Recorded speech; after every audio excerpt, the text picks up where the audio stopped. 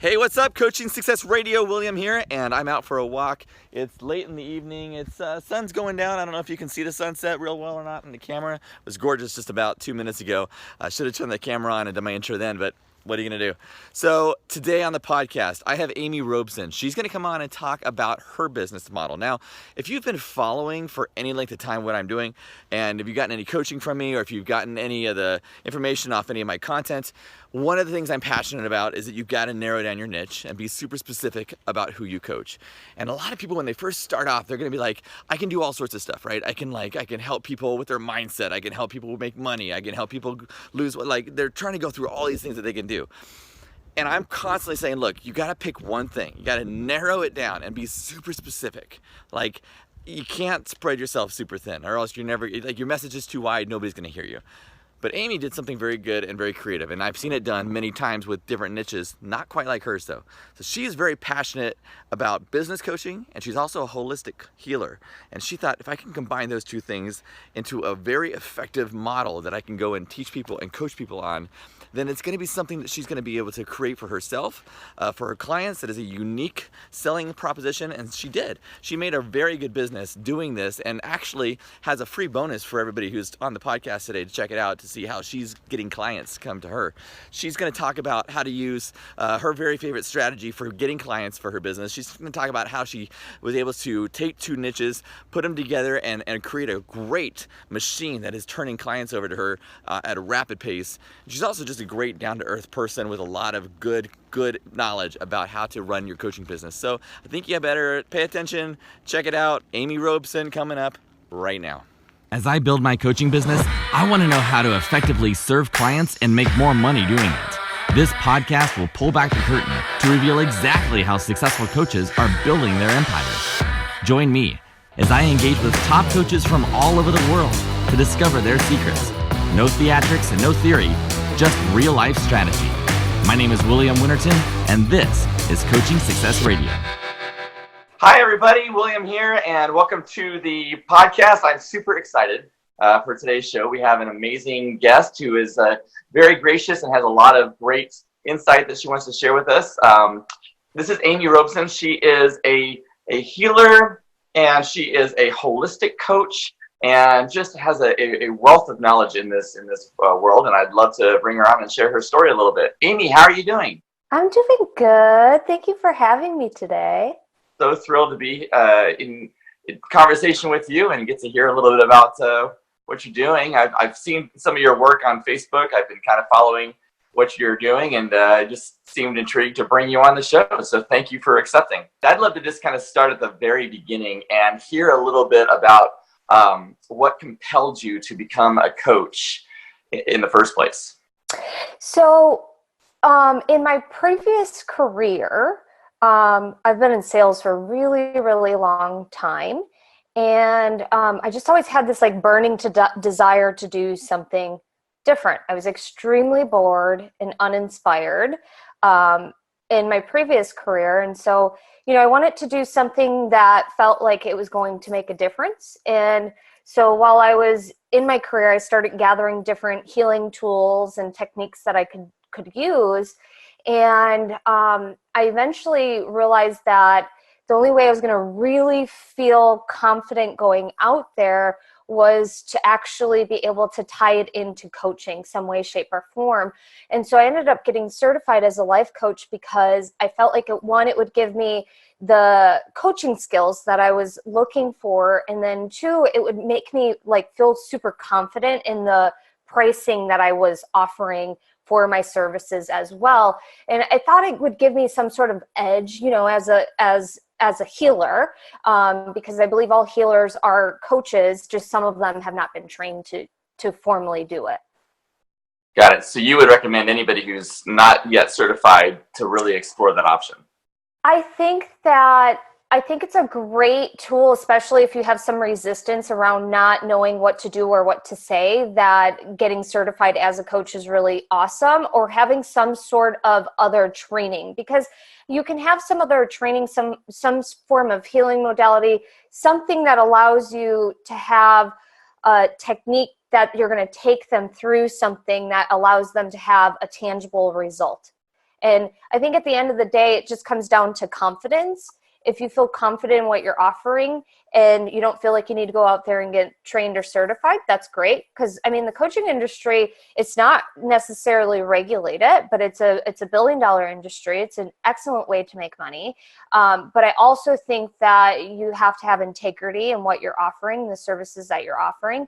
And if you can deliver without getting certified, great. If you can't, then absolutely get certified, because it will give you an edge and it will allow you to have some coaching skills that allow you to take people through their struggles and allow you to have a different result for them. So they get, a tangible result, because coaching is, I think coaching is amazing. I think that a lot of people don't want to go to therapists, and they don't want to have certain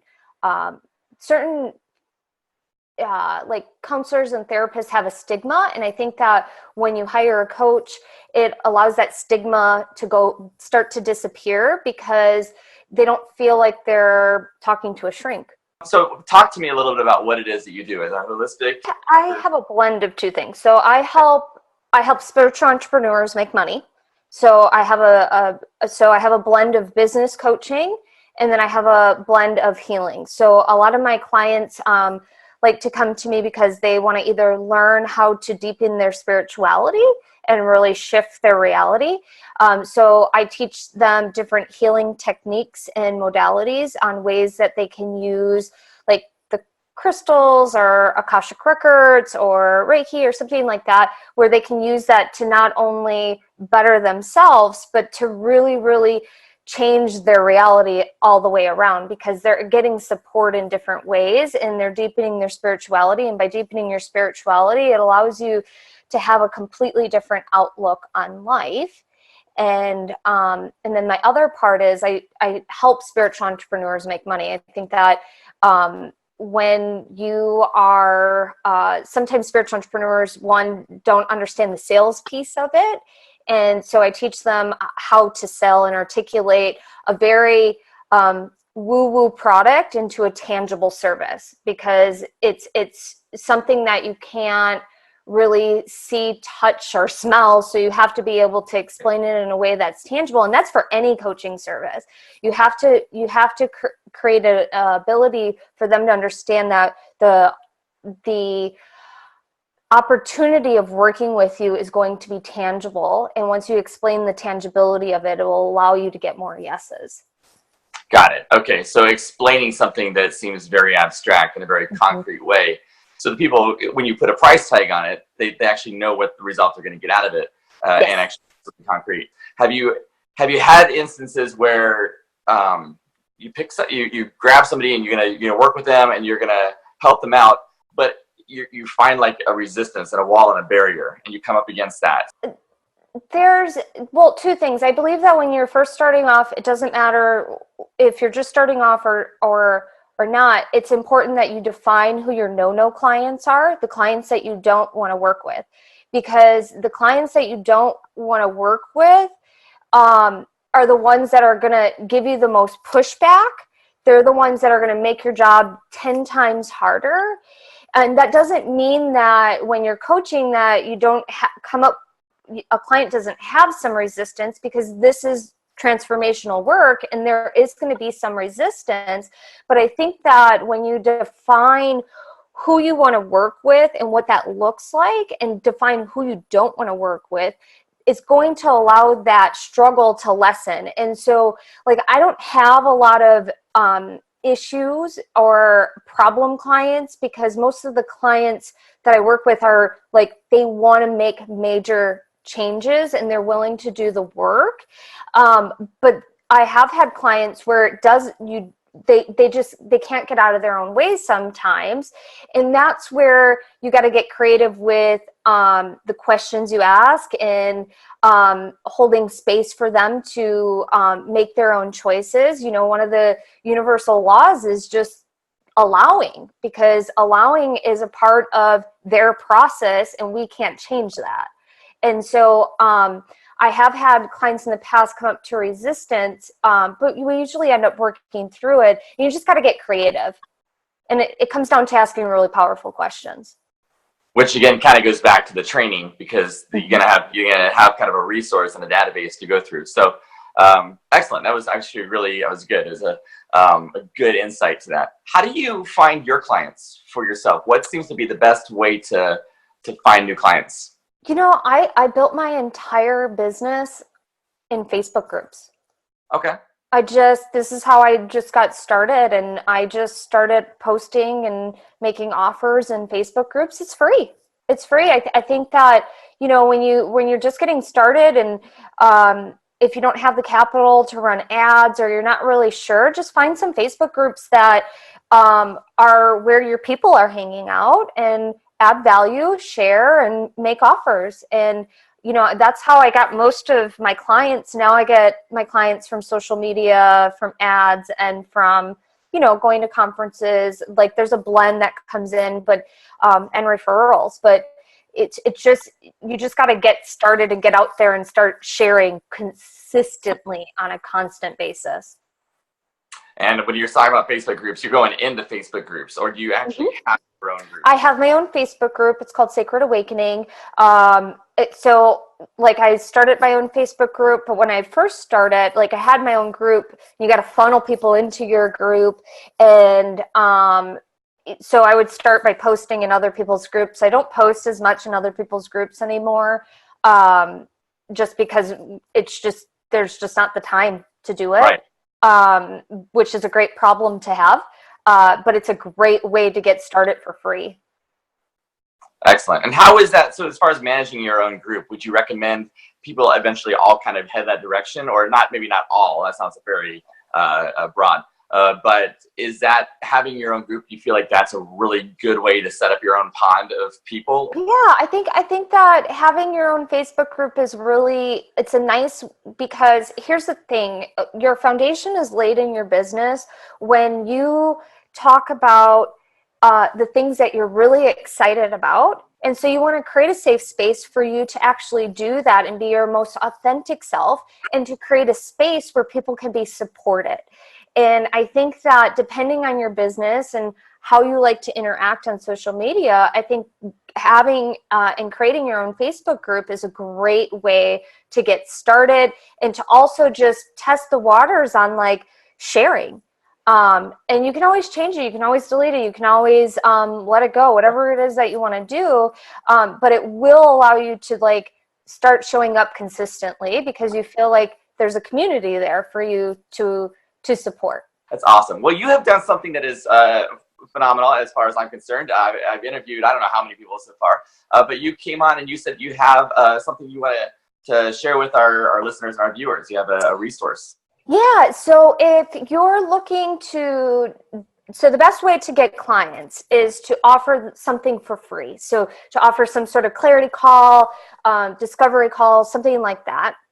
And so I have a free booklet, and it's 10 ways to book discovery calls. So 10 ways to get clients on the phone and to convert them into yeses. And so you can go to clientbookingmagic.com, and you can download that free booklet. And it's just 10 ways to book discovery calls and build your coaching business. Can you give us one? Can you give us a little sneak sample of one of the? Yeah, so let me tell you how I booked out my one-on-one clients. So one of them is to offer, like, a free reading, or a free something. So it could be some sort of free coaching session, an assessment, something like that. And so when I was first started my business, and I was like, you know what, I'm going to let go of everything else, and I'm gonna really dive deep into the spirituality piece, because I wasn't really sharing everything with everybody that I was really spiritual.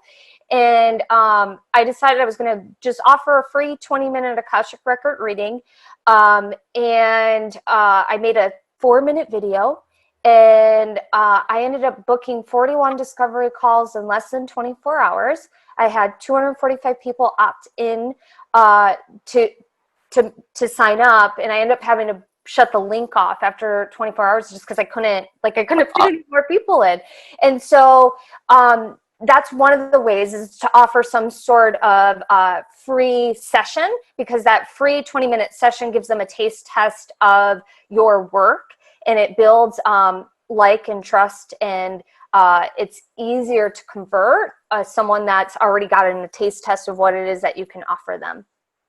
Is there anything that I haven't asked you that you kind of wish I had gone into, or anything you want to give out as kind of a last word here? Just, just concentrate on doing one thing at a time, and don't worry about reading what other people's successes are and comparing yourself to them, because it's just not worth it. Like, everything on the internet is smoke and mirrors. You have no idea what's going on with them behind the scenes.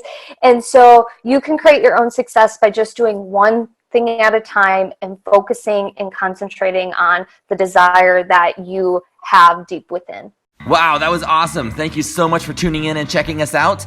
New episodes are coming out every few days, including lots of conversations with massively successful coaches sharing their secrets with you. So be sure to subscribe to our podcast and YouTube channel so that you don't miss out. And if you're looking for a way to start making serious money from your coaching, you need to check out my free training. It's at williamwinterton.com. I lay out the step-by-step on how to start making 5 figures a month in the next 60 days. Check it out, williamwinterton.com. I'll see you next time.